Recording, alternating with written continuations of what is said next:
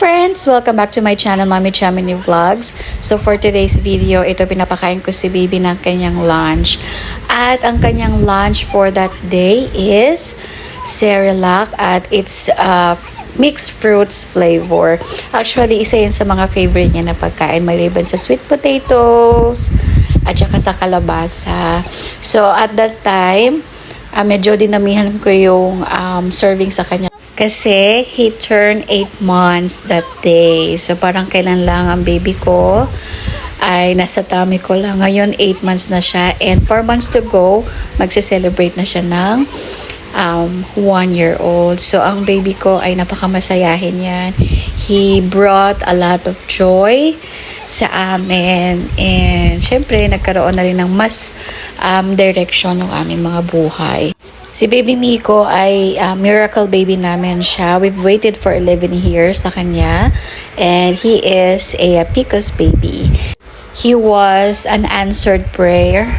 Actually, lahat ng prayers ko para sa kanya ay natupad. Sabi ko, ang first baby namin or kung magkaka-baby kami, gusto ko boy para merong isang kasama yung husband ko. Maglaro ng basketball, magkasama sa rides, mga ganyan.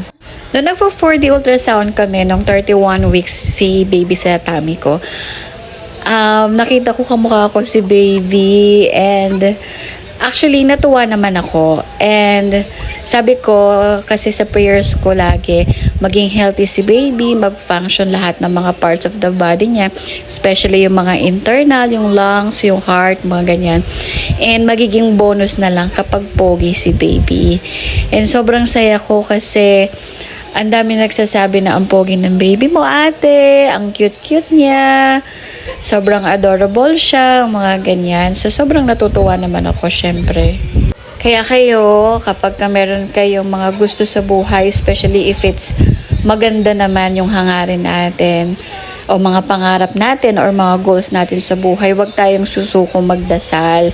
Kasi hindi natin alam, no, na kung ano yung plano ng Diyos para sa atin. And laging tatandaan na ang Diyos mahal tayo, gusto niya makuha natin lahat ng mga gusto natin sa buhay. Gusto niya maging successful tayo at maging masaya.